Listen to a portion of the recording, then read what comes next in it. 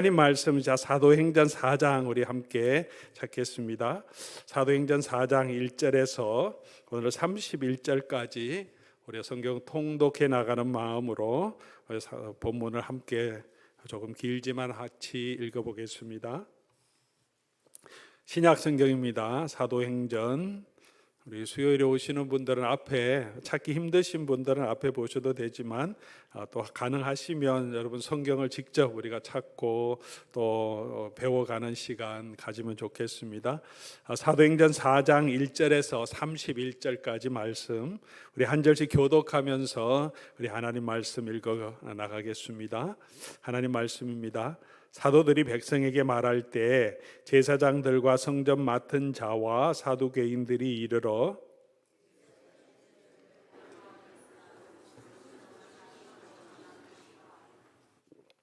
그들을 잡음에 날이 이미 저물었으므로 이튿날까지 가두었으나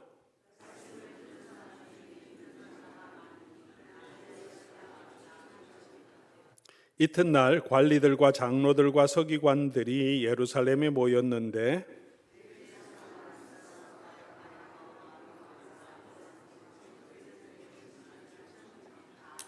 사도들을 가운데 세우고 묻되 너희가 무슨 권세와 누구의 이름으로 이 일을 행하였느냐?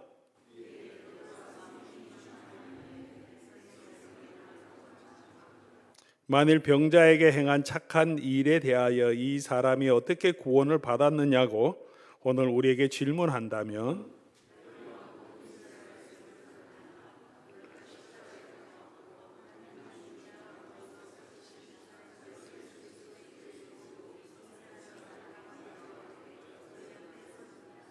이 예수는 너희 건축자들의 버린 돌로서 집 모퉁이의 머릿돌이 되었느니라.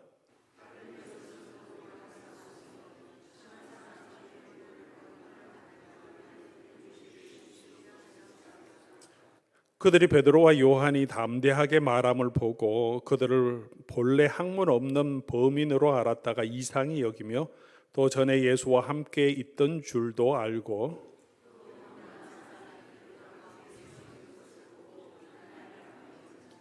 명하여 공회에서 나가라 하고 서로 의논하여 이르되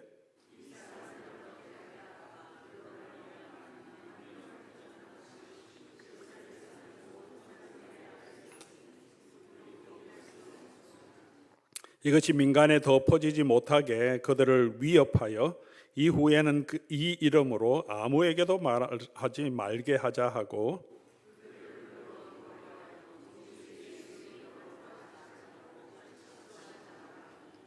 베드로와 요한이 대답하여 이르되 하나님 앞에서 너희의 말을 듣는 것이 하나님의 말씀을 듣는 것보다 옳은가 판단하라. 관리들이 백성들 때문에 그들을 어떻게 처벌할지 방법을 찾지 못하고 다시 위협하여 놓아 주었으니 이는 모든 사람이 그 된 일을 보고 하나님께 영광을 돌림이라. 사도들이 노임에 그 동료에게 가서 제사장과 장로들의 말을 다 알리니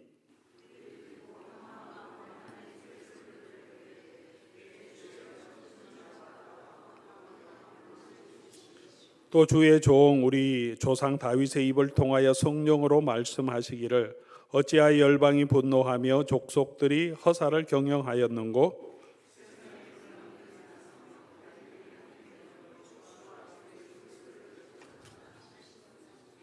과연 헤롯과 본디오 빌라도는 이방인과 이스라엘 백성과 합세하여 하나님께서 기름 부으신 거룩한 종 예수를 거슬러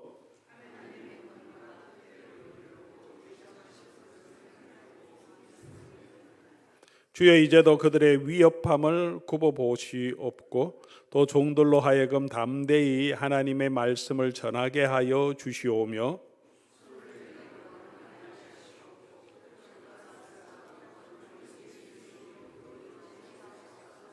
같이 읽겠습니다. 빌기를 다함에 모인 곳이 진동하더니 무리가 다 성령이 충만하여 담대히 하나님의 말씀을 전하니라. 아멘. 우리 오늘 본문은 오순절 성령 강림, 성령의 충만한 사건들이 일어난 이후에, 그리고 베드로와 요한이 성전에 올라가면서 미문에 앉아 있던, 오늘 본문에도 나오죠, 40세 정도 됐던, 나면서부터 걷지 못하는 병자를 고쳐준 그 일 후에 일어난 사건에 대해서 우리에게 기록해 주고 있습니다. 사도행전은 분명하게 복음의 능력이 엄청나고 놀라운 것을 우리에게 말해주고 있지 않습니까? 세상이 감당할 수 없는 그런 놀라운 능력입니다. 나면서부터 앉아있던 자가 이렇게 금방 일어나서 걷기도 하고 뛰기도 한다는 것은 있을 수 없는 일이죠. 제자들에게 성령이 충만해서 제자들이 알지 못하는 언어로 또 다 많은 사람들에게 하나님이 하신 놀라운 일을 전한다는 것도 세상이 듣지 못한 일이 될 것입니다. 그런 질병에서, 속박에서 자유함을 주고 죄와 사망에서 이기는 능력이 있음을 오늘 본문은 우리에게 분명하게 사도행전은 보여주고 있습니다. 그렇게 단순히 치유뿐만이 아니라 이 사회적으로, 경제적으로 억눌렸던 이 안전뱅이라고 하죠, 앉아있는 이 사람이 기쁨을 얻게 되고, 이제 하나님의 성전에 들어가서 뛰기도 하고 걷기도 하며 하나님을 찬양하는 그의 마음이 회복된 모습을 보여주고 있습니다.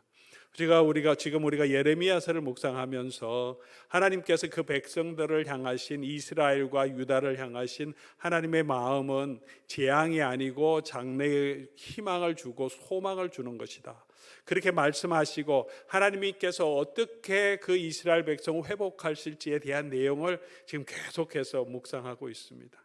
너의 슬픔이 변화의 기쁨이 되게 하시고 다시 돌아오게 하시고 여호와께서 그들의 목자가 다시 되어 주시겠다고 그렇게 약속해 주십니다. 그 약속의 축복이 일어난 것을 오늘 이 사도행전은 우리에게 보여주고 있습니다. 그렇게 억눌려 있던 이 사람이 육체의 질병에 억눌려 있고, 사회적인 그 압박에, 경제적인 압박에 억눌려 있고, 그리고 무엇보다도 죄와 사망으로 갈 수밖에 없는 사람들이 예수 그리스도의 복음으로 회복됩니다. 제자들도 그렇게 예수님의 죽으심으로 그들의 마음이 낙담되어 있던데 성령의 충만함으로 기쁨이 회복되고 담대하게 주의 복음을 증거하는 그런 놀라운 공동체, 예수 그리스도의 사람들을 우리에게 보여줍니다. 복음의 능력이 나타나는데 오늘 본문이 우리에게 보여주는 것은 복음의 능력이 이렇게 나타나고 믿는 사람이 이렇게 3,000명이나 더해지는 이런 일들과 함께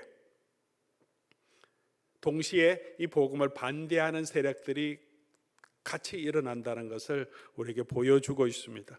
3장, 4장, 5장으로 이어지면서 이 복음에 반대하는 적대적인 세력들, 오늘 본문의 가장 핵심은 이제 제자들이 이 사내들인 공회에 잡히고, 그리고 이 사내들인 공회의 장로들이 뭐라고 하냐면 위협한다.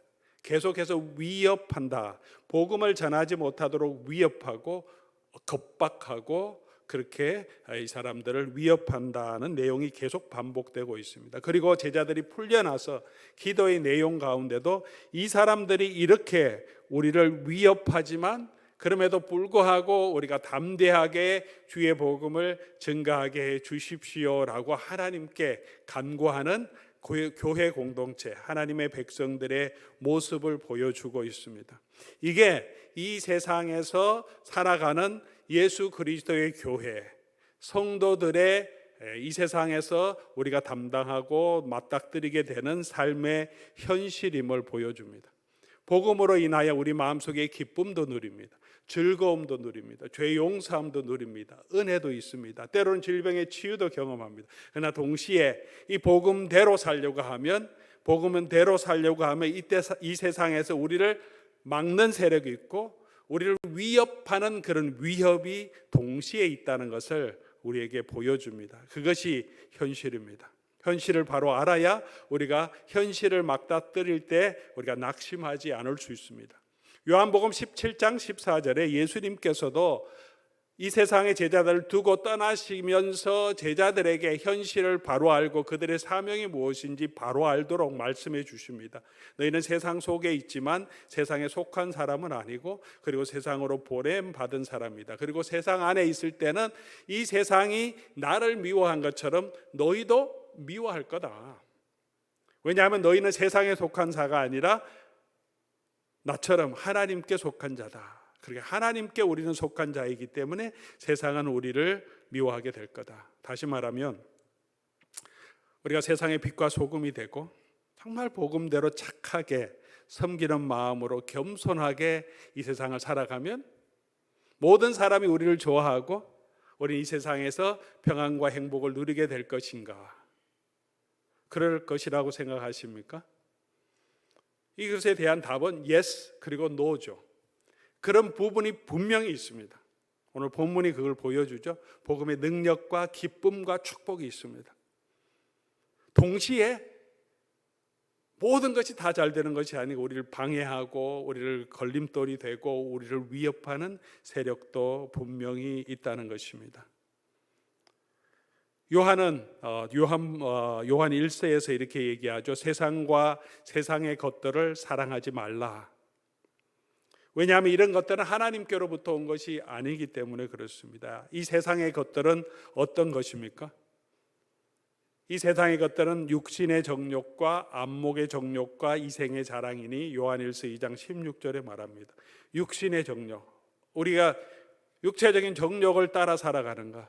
내가 기뻐하는 거, 즐거워하고 먹고 싶은 거 먹고 쉬고 싶은 거 쉬고 평안하게 놀고 또 누리고 싶은 것, 안목의 정욕, 그리고 이 생에서 우리가 자랑하려고 하는 것들, 이런 것들이 세상 사람들이 추구하는 거다.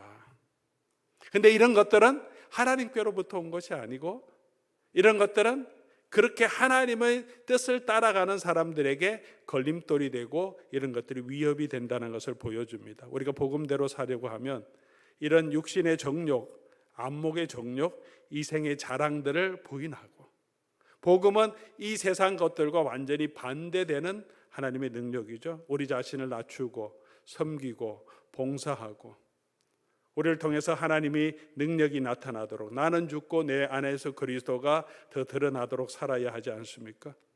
이런 십자가의 복음을 우리가 육체를 가지고 있는 우리의 육신도 좋아하지 않습니다. 힘든 일이죠.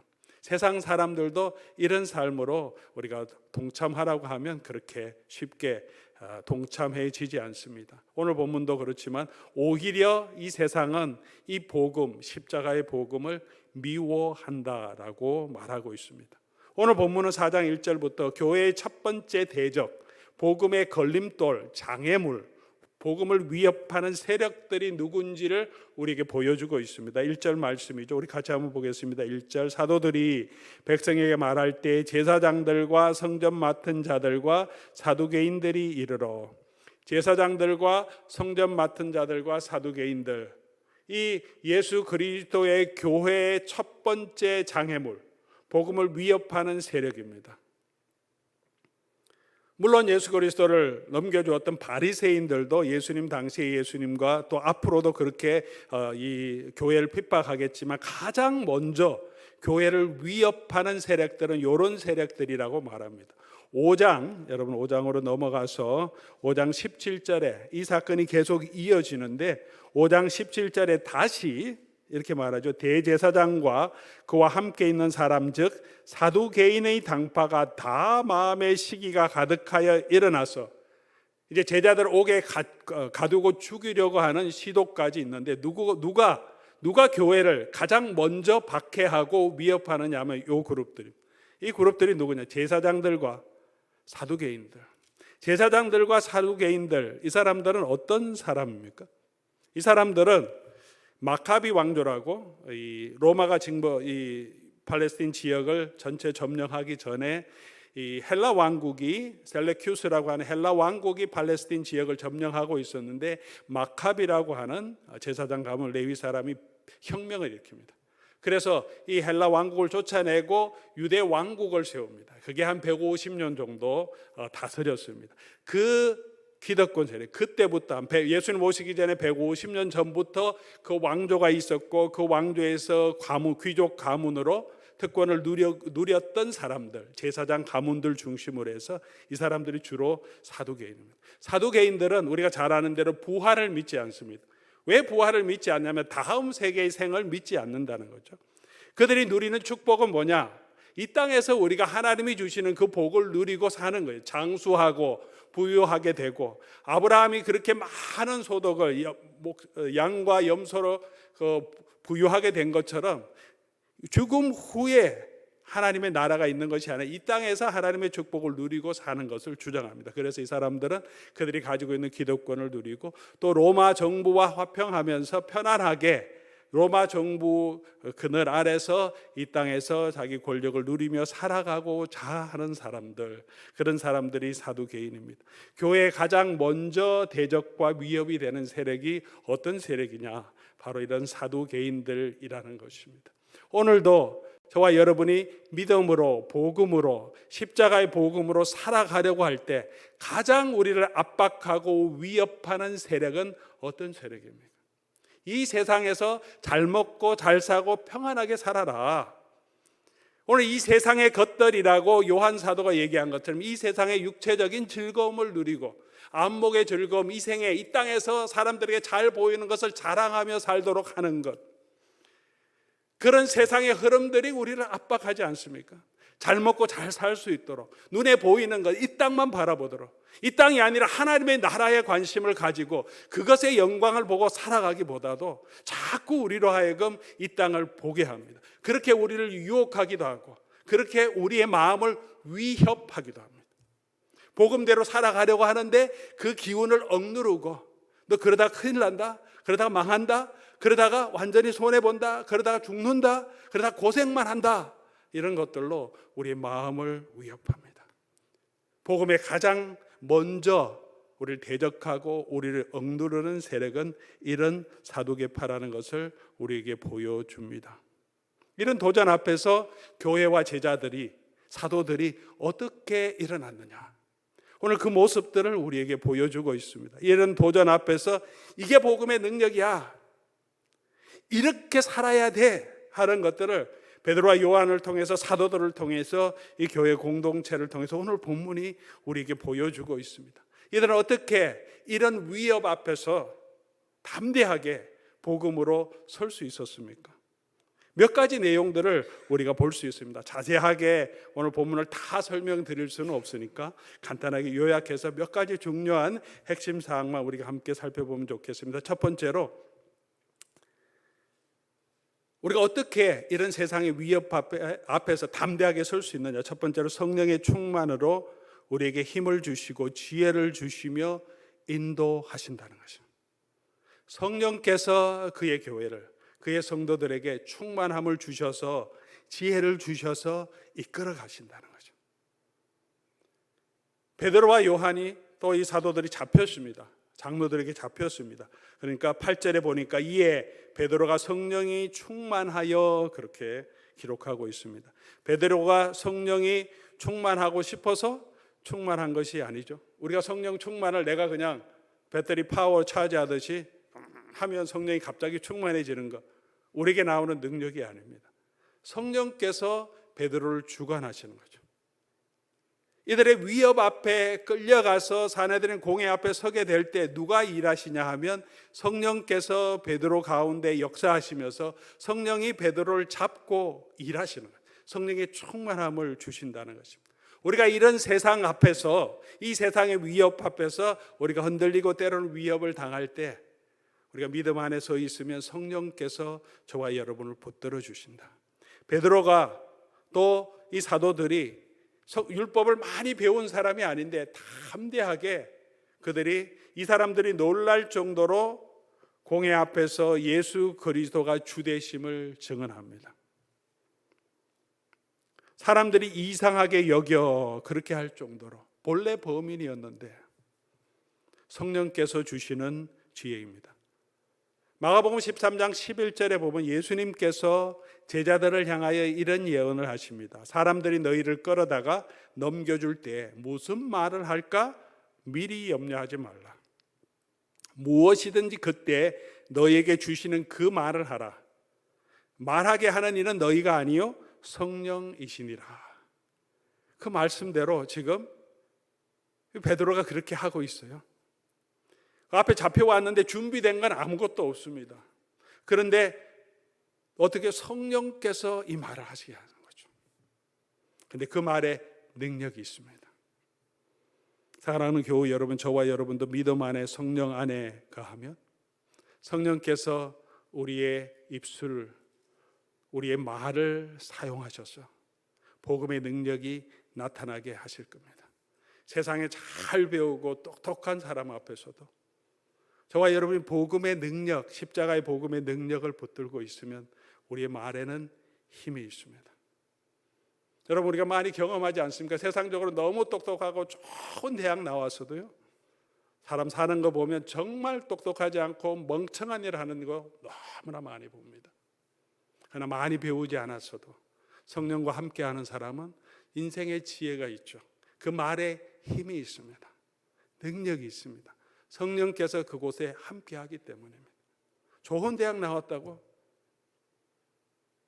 좋은 학벌을 가지고 있다고, 뭐 PhD 가지고 있다고 지혜로운 것 절대 아닙니다. 우리 하나님께서 주시는 이 성령의 능력으로 우리가 붙잡혀 있을 때 우리는 이 세상 앞에서 담대하게 지혜롭게 설 수 있습니다. 그러므로 세상 학문 앞에서, 잘 배운 사람 앞에서 우리가 흔들리지 말고 예수 그리스도의 복음 앞에 그 복음 붙들고 담대하게 걸어가라는 것입니다.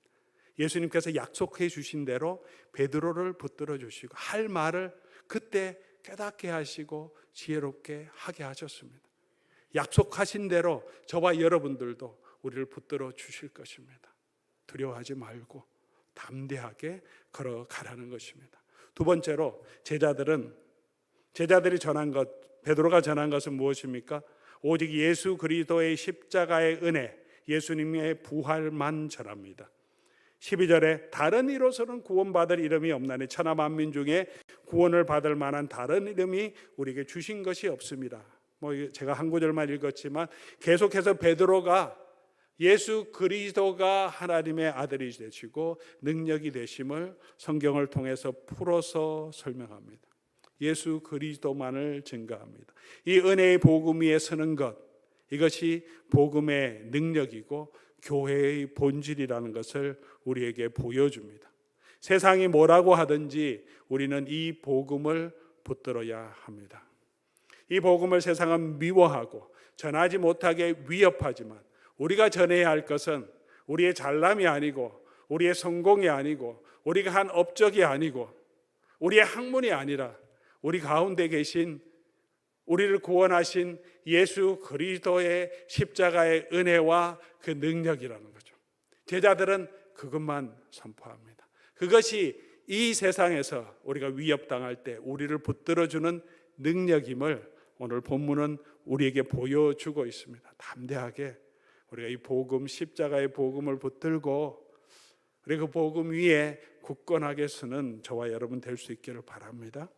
그리고 우리가 이 땅을 살아갈 때 우리의 최종적인 권위는 하나님의 말씀이 되어야 한다는 것을 또한 보여줍니다. 19절 말씀이죠.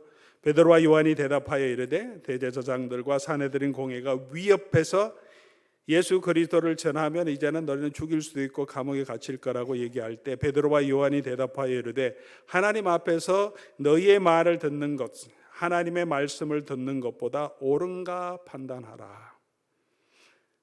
제자들이, 사도들이 이 세상 앞에서, 사람들 앞에서 비난당할 어떤 일들을 하지 않았습니다. 칭찬 듣는 일을 했습니다. 그러나 예수 그리스도의 복음을 증거하는 일을 하지 못하게 할 때는 단호했습니다. 그들의 최고의 목적은 뭐냐? 하나님께서 그들에게 맡기신 이 일, 예수 그리스도의 복음을 증거하는 일이었습니다. 사랑하는 교우 여러분, 여러분의 우리의 최종적인 삶의, 인생의 최종적인 권위는 뭡니까? 우리는 무엇에 따라서 우리가 움직이고 생각하고 판단합니까? 먹고 사는 것입니까? 내가 생계를 유지하는 데 도움이 되면 또 주일도 조금 버려두고, 또 우리가 하는 일도 그렇고, 우리 예수 그리스도를 따르는 것보다, 하나님의 말씀을 따르는 것보다 우리가 더 중요하게 생각하는 것들이 있습니까? 하나님이 기뻐하지 않은 일임에도 불구하고 우리의 감정대로, 내 생각대로, 내 기분대로 하는 것은 없습니까? 때로는 이 세상의 권위를 따라가지는 않습니까? 우리 인생의 최종적인 권위가 뭐냐? 제자들의 최종적인 권위는 하나님의 말씀이었습니다. 아무리 세상이 위협하더라도 하나님 말씀에 어긋나는 일은 하지 않았습니다. 다니엘과 또 다니엘의 세 친구들이 바벨론 궁정에서, 바벨론에서 살아가는 모습을 다니엘서는 우리에게 보여줍니다. 예레미야가 예언한 대로 다니엘은, 또 다니엘의 세 친구들은 바벨론에 잡혀가서 그곳에서 뿌리를 내리며 살아갈 준비를 합니다. 열심히 공부합니다. 그리고 학문을 하고, 그 다음에 느부갓네살 왕의 궁정학교를 졸업하면서 그곳에서 좋은 위치에 들어가서 그 바벨론을 위해서 일합니다. 그런데 그들의 최종 목적은 인생의 성공이 아니었습니다. 바벨론에서 더 높은 지위로 가는 것이 아니었습니다. 그들의 최종 목적은 언제나 하나님의 말씀, 하나님을 높이는 것이었습니다. 좋은 지위를 얻고 그곳에서 잘 살 수 있었지만 느부갓네살이 만든 그 금신상에게는 절하지 않겠다라고 말합니다. 하나님이 그들을 구해 주시지 않더라도 그는 그들이 섬기는 하나님만 섬기겠다라고 고백합니다. 모든 것을 다 잃어버린다고 하더라도 내가 섬기는 하나님을 버리지는 않겠다고 말합니다. 그들의 삶의 자세를 우리에게 보여주는 것입니다. 이 세상 나라에서 우리가 어떻게 살아가야 되는가? 성실하게 그 세상 나라에서 좋은 일을 하고 열심히 성실하게 살아서 좋은 직분도 가지고 그 세상에 도움이 되는 사람이 되어야지만, 그게 우리의 인생의 최종 목적이 아니라는 것을, 아니어야 한다는 것을 우리에게 보여주지 않습니까? 오늘 사도들도 그랬습니다. 세상에서 편하게 사는 것이 아니라 하나님을 기쁘시게 하는 일, 하나님의 말씀대로 살아가는 것을 그들의 삶의 가장 우선순위로 생각했습니다. 그렇게 살아갈 때 우리 21절 말씀 보면, 관리들이 백성들 때문에 그들을 어떻게 처벌할지 방법을 찾지 못하고 다시 위협하여 놓아주었으나 세상은 위협하지만 모든 사람이 그 된 일을 보고 하나님께 영광을 돌리느라. 그렇게 살아가는 그 위협 앞에서도 우리가 하나님만 바라보고 하나님을 최종 권위로 두고 살아가는 그 삶을 통해서 세상이 하나님께 영광을 돌리게 하고 복음의 능력이 나타나게 합니다. 우리가 세상과 더불어 싸워야 할 것은 아니지만, 그러나 세상 앞에서 결코 우리 신앙을 포기하지 말아야 합니다. 가장 중요한 것은 미국 법이 어떻든, 세상의 관습이 어떻든, 나의 기분이 어떻든, 우리 가장 중요한 것은 하나님의 뜻임을 우리가 기억하고 그 뜻에 순종하며 걸어가는 교회가 능력 있고 힘이 있고 이 세상의 위협 앞에서도 당당하게 복음의 능력으로 나아갈 수 있는 교회의 힘을 우리에게 보여줍니다. 또 마지막으로 우리가 또 한 가지 볼 수 있는 것은, 이렇게 교회가 위협에도 불구하고 이 위협을 넘어서 복음의 능력으로 계속 전진할 수 있는 또 한 가지 중요한 사실은 이들이 함께 한 마음으로 모여서 기도했다는 거죠. 23절, 24절 말씀이죠. 사도들이 노임의 동료에게 가서 모든 다른 교회 성도들을 만나서 제사장들과 장로들이 위협했던 일을 다 알리고, 24절 그들이 듣고 한 마음으로 하나님께 소리질러 대주제여 하면서, 이런 위협이 있지만 우리로 하여금 복음 안에 굳건하게 서도록 하나님 우리를 붙들어 주십시오 라며 모든 성도들이 같은 마음으로 기도할 때 어떤 일이 일어납니까? 성령의 충만함을 주십니다. 23절 주여, 29절 주여, 이제도 그들의 위협함을 굽어보시옵고 또 종들로 하여금 담대히 하나님의 말씀을 전하게 하여 주시오며. 오늘도 우리가 교회의 존재의 이유는 이것이 아니겠습니까? 저는 힘들고 어렵고 또 우리를 향한 도전이 있더라도 우리가 담대하게 복음을 증가하는 이 일을 감당하게 해 주시옵소서. 우리 길이 이곳에서 평안하게 예배드리고 내 마음의 만족을 누리고 기쁨을 누리고 서로 위로하며 살아가라고. 하나님께서 이 땅에, 예수님께서 이 땅에 교회를 불러주신 것이 아니고 그렇게 복음으로 서로 격려하며 위로하며 힘을 얻고 이 땅을 향하여서 예수 그리스도의 복음을 들고 담대하게 갈 수 있도록 이 교회를 불러주시고 그렇게 함께 한 마음으로 이 일을 하게 해 주시옵소서. 이 선교적인 사명을 감당하게 해 주십시오라고 함께 기도할 때 그곳에 성령의 능력이 임하고 모두가 담대하게 이런 위협에도 불구하고 복음을 증거하는 교회가 되었음을 우리에게 보여줍니다.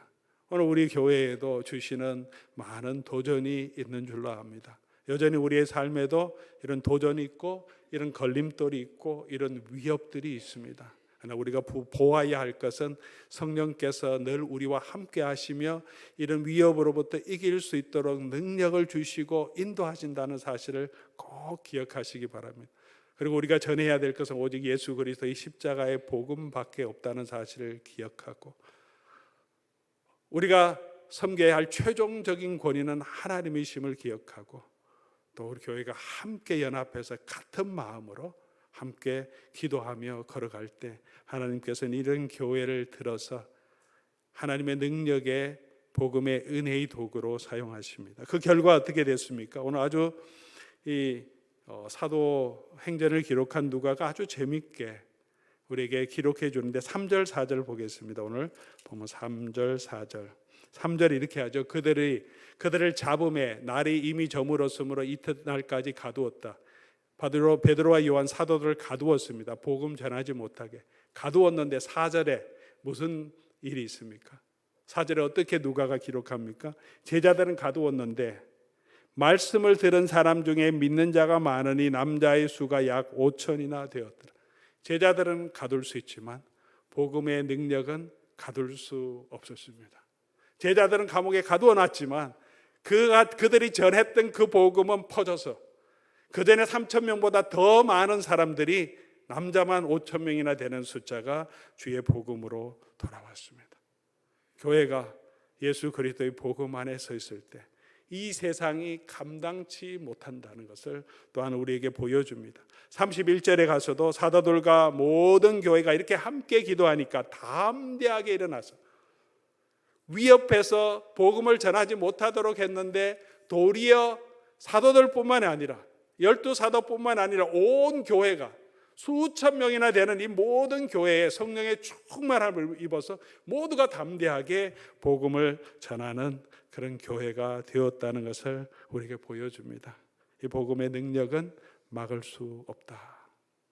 오늘 본문이 우리에게 보여주는 가장 중요한 하나님의 메시지가 아닌가 생각합니다. 오늘도 우리가 이 땅을 살아가면서 우리에게 주신 이 복음 붙들고 우리의 삶의 현장에서 이 복음의 능력으로 살아가는 저와 여러분 될 수 있기를 주의 이름으로 간절히 소원합니다. 또 그런 교회가 될 수 있도록 이 일을 위해서 우리 당회가, 우리 재직회가, 우리 각 포도원들이 함께 모여서 어떻게 하든지 우리가 서로 복음의 능력 가운데서 위협이 있지만 이 복음을 전하는 그 일에 함께 동참하고 보내고 가고 또 이 일을 위해서 서로 격려하고 함께 기도하는 그런 교회로 서기를 간절히 소원합니다. 오늘 말씀 생각하시면서 우리 같이 한번 찬송하고 기도하면 좋겠습니다. 오직 주의 사랑에 매여 내 영 기뻐 노래합니다. 주께서 주신 이 복음 붙들고 내가 주를 계속해서 우리가 주를 따르며 걸어가게 해 주시옵소서 하는 마음으로 같이 한번 찬송하고 한번 기도하겠습니다.